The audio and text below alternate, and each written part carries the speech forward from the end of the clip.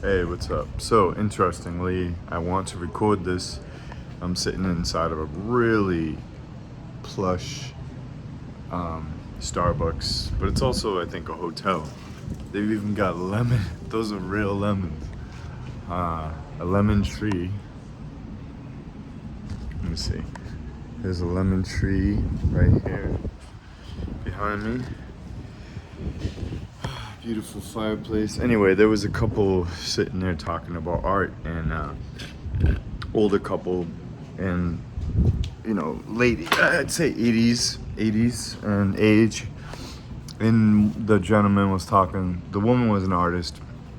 The guy said that he's not an artist. He's a mathematician, master's in math, and he talked about how he thought. I just want to record this so I wouldn't forget, and to just debate about it for a minute. So about how art is.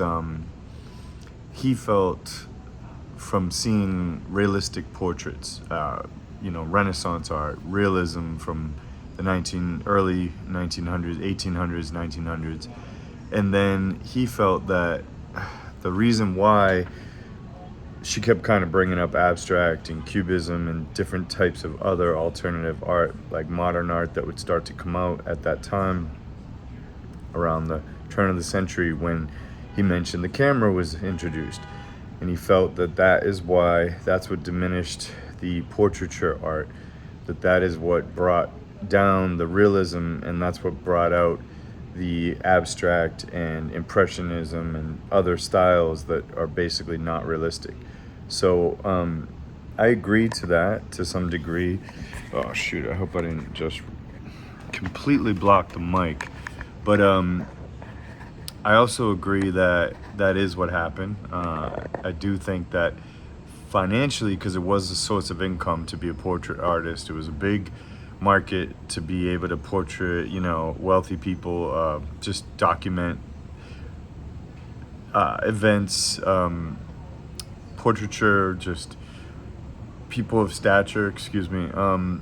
That was just, obviously good money, and whoever could pay for a portrait had some money, and it would be a good source of income for the artist. And to be someone who's super hyper realistic at it, a master at it, then they would get sought after and paid. But then, she disagreed. The woman, she said, I disagree. I think that, that there's a machine that's doing it. He was saying like how people will just pay for a photo instead of getting a realistic portrait. And she's like, no, there's a difference. There's paint, that an artist has the ability to paint a portrait by looking at a person, not using a machine. And he was like, no, I'm just summarizing what I feel, why the industry changed, why the demand for realistic portraiture diminished. And I don't think she understood his point. And I agree with what she's saying, that yes, there is a difference from real skill and an original painting. She was trying to give credit to the originality and the ability to create a portrait, that it's very rare, and it's a hard skill to do, and that it has value.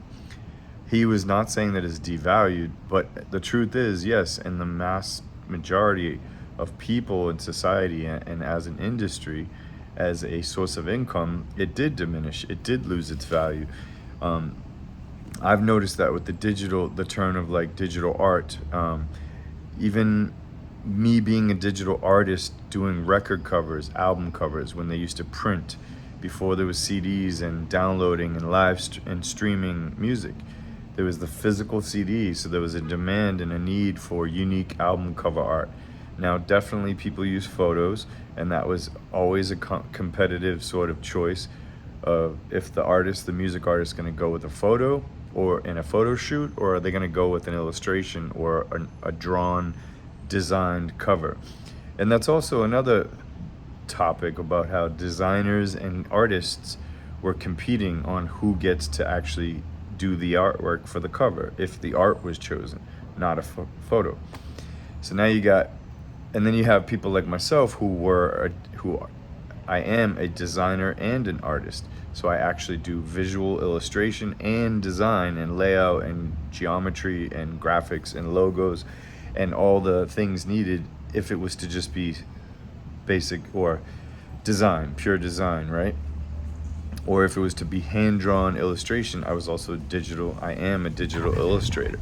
But over the years, things started, and that brings me to AI and how things, even now in this current time, we have a new competitor or a new way for people to get something fast, what they want for their product, for their record cover, for their toy package, anything nowadays. You can utilize AI to spit out the same likeness of somebody in the situation, in the scenario that an illustrator could only compose before.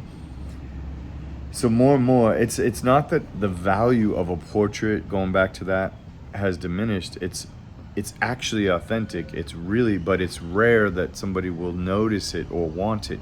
When they have it, when a collector or somebody who wants to pay for it actually has it in their possession or hires somebody for the service of making it, they appreciate it because they know that it's an authentic, one-of-a-kind piece of art made by, in the physical world, made and put together, paint pushed around by the energy of an artist and a master.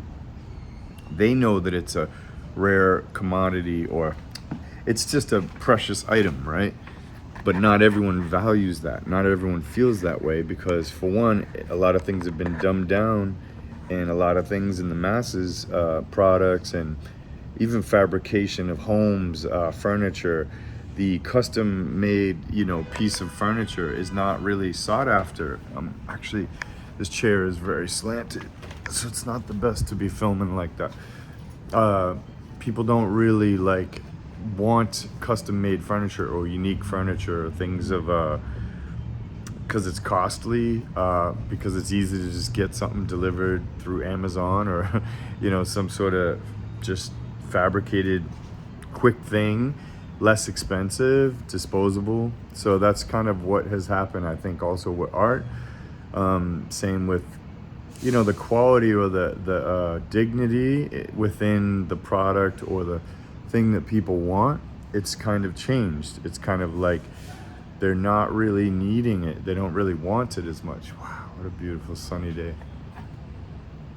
They don't care as much, It's same with clothing, lots of things. So it's like, it's an interesting thing to look into is how much are we getting dumbed down? How much are we noticing or not noticing that we are desensitized to quality and to authentic art, rare items that are just one of a kind, one of one. It's a great topic. I'd love to hear in your comments, or anyone, if you want to chat about it. I'll try to put together another video about it, maybe a little more concise and precise with some bullet points. But it's like I'm getting less and less calls to do illustrations. In the 90s, I used to do record covers all the time. Every month I'd have a record cover. I'd illustrate it in Photoshop. I'd do digital art.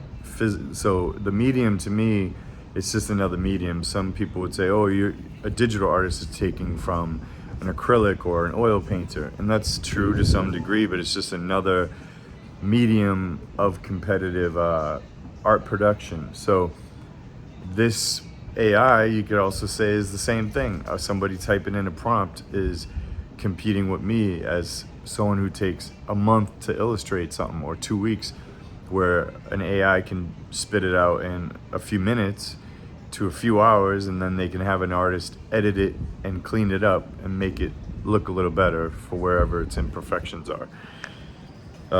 Somebody like myself can also utilize AI to come up with concepts and layouts and compositions and basic foundation, and then I can paint on top of it. It's like getting out my ideas faster. I haven't done that yet, but I know that that's very possible. I do it with photos when I need a pose of a person, or somebody holding a gun, or somebody jumping from a helicopter. I'll have to pose myself, set up a tripod, take photos of myself jumping so I can get the arm movements and the action. Or I may pause a video clip and get somebody where they're jumping down, and it's going to be very hard to get that that angle. So you could type it into an AI and get them to give you options, you know. So it's just a tool, and it's a matter of like finding out like what do you want to use for your aid to aid you in the art process, but how authentic is it? How far does it get from being authentic, and how much does it sort of become just generic and something without soul, without a personality or a crafted direction, and I guess you could say like produced by the human. How much is it authentically choreographed or orchestrated, and when does it just become reliant on the machine, the camera, the easy filter, the quick font, the Canva, you know, Canvas or whatever that Canva website is. Like, how much is it just generic, or how authentic can it be? And when will we be so desensitized to this that we don't even know what the real high quality thing is, or the masterpiece is?